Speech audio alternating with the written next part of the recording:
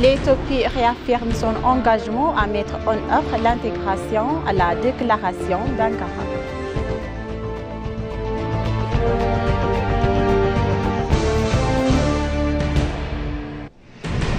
Le Front national de libération algérien appelle à une solidarité africaine plus forte pour relever les défis.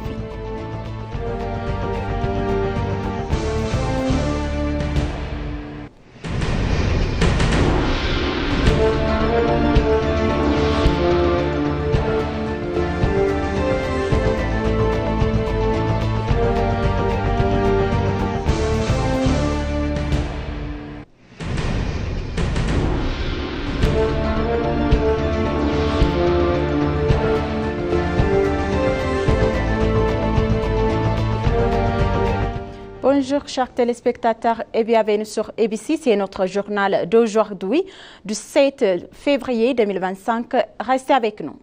Le ministre des Affaires étrangères, Gédéon Timotheos, a accueilli une délégation de haut niveau dirigée par le vice-ministre des Affaires étrangères de la République de Turquie, Bruno Duran. Les deux parties ont échangé leurs points de vue sur les prochaines négociations techniques sur la mise en œuvre de la déclaration d'Ankara. À cette occasion, le ministre des Affaires étrangères, Gédéon Timotheos, a profité de l'occasion pour remercier la République de Turquie d'avoir facilité la déclaration d'Ankara avec la République fédérale Somalie et a exprimé l'engagement de l'Éthiopie à mettre en œuvre l'intégration, la déclaration.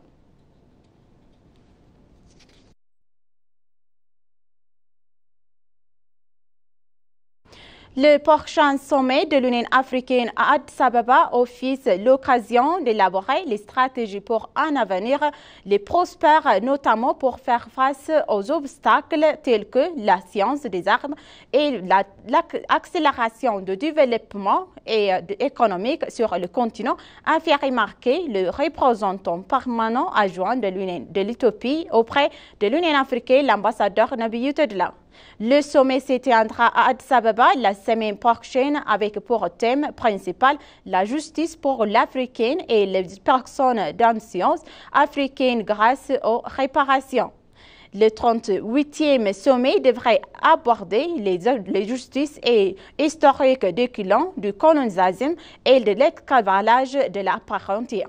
Le sommet vise à relever et soutient au programme africain de réparation en essentiel les citoyens africains et la diaspora dans un appel à la justice et à la reconnaissance de l'impact profond de ces crimes historiques.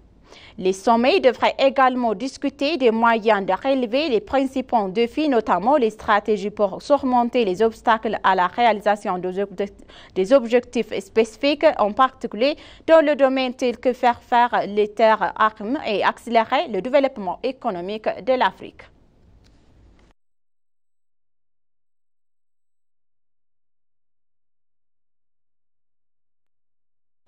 Le Front de libération nationale algérien a souligné l'importance cruciale d'une solidarité plus forte entre les nations africaines pour relever les défis urgents du continent.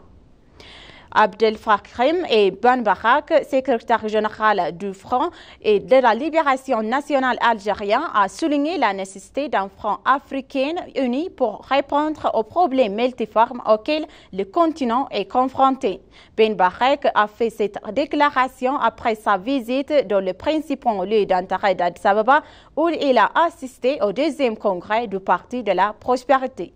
Dans une interview avec l'ENA, Ben Barak a souligné que l'unité africaine est essentielle pour parvenir à un développement durable et améliorer la position mondiale du continent. Ben Barak a également souligné la nécessité de donner la priorité aux intérêts communs de l'Afrique, plutôt qu'aux différences secondaires, appelant à une approche unifiée pour résoudre les problèmes communs. Selon le secrétaire général, il est essentiel de faire progresser l'intégration économique politique pour favoriser la stabilité et le développement sur le continent.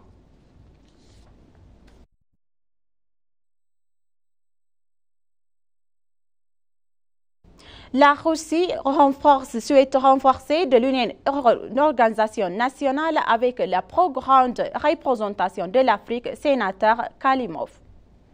La Russie poursuit une réforme constitutionnelle des Nations Unies pour mieux refléter les paysages mondiaux, notamment en augmentant la représentation des pays africains et latino-américains, a déclaré le sénateur de la Fédération de Russie et membre du bureau du Conseil suprême du parti au pouvoir Russie Unie, Andrei Kalimov. Dans une interview avec ENA, Kalimov a insisté sur la nécessité de renforcer les actions de l'Organisation des Nations Unies.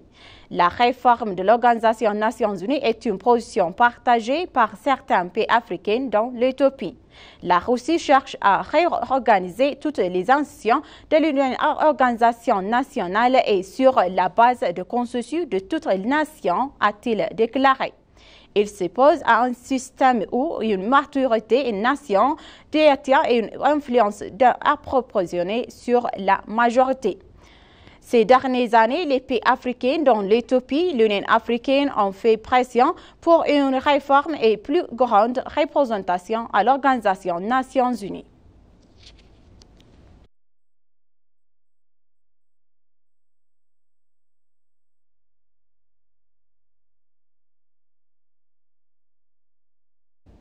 Le directeur exécutif du Parti de l'Alliance démocratique unie, négociant et Borré, a appelé à la formation des médias transitoires pour promouvoir les vraies images de l'Afrique et façonner les propres ici. Borré a également souligné la nécessité sans cesse croissante entre l'Éthiopie et le Kenya, s'adressant au 35e sommet annuel de l'Union africaine en 2022.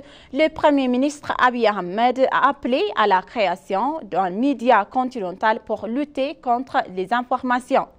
Le Premier ministre a également indiqué que la création d'une maison de presse continentale aidera les pays africains à fournir des nouvelles et des informations faisant autorité à lutter contre des informations, à promouvoir l'agenda collectif africain et à renforcer la voix de l'Afrique à travers le monde.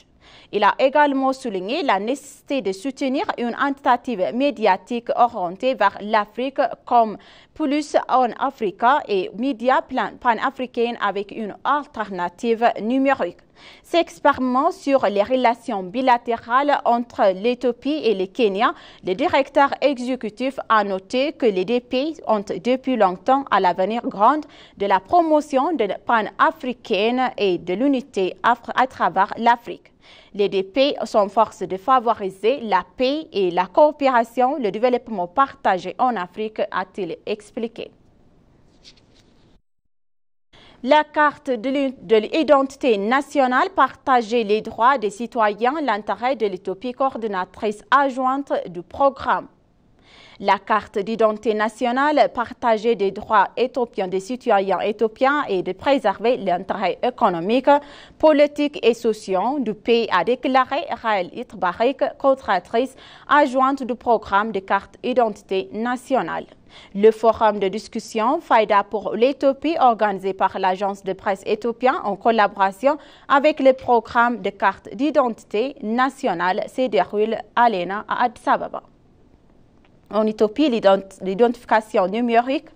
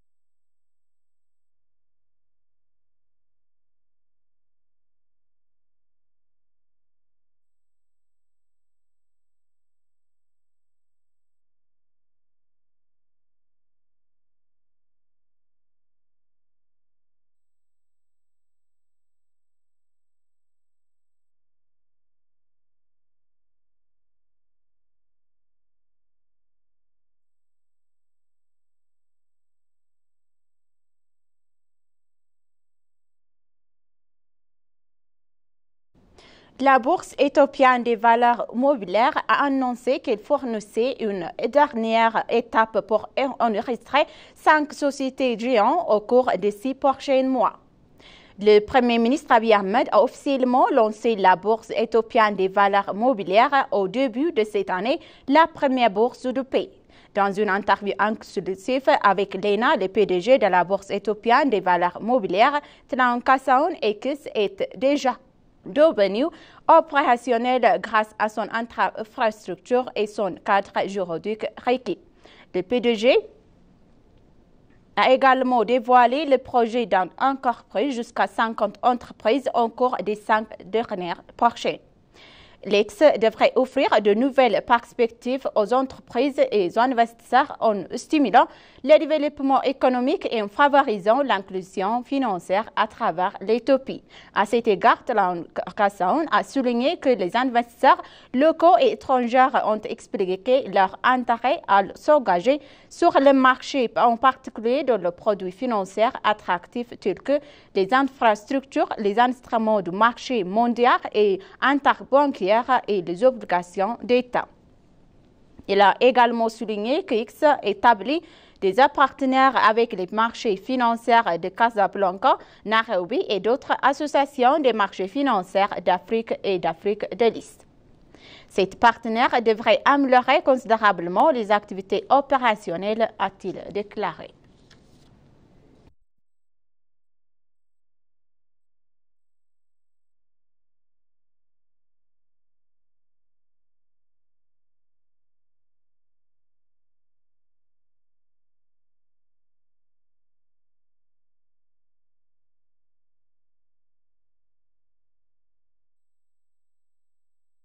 Chers téléspectateurs, maintenant je vous rappelle les titres principaux. L'Éthiopie réaffirme son engagement à mettre en œuvre l'intégration et la déclaration de l'Ankara.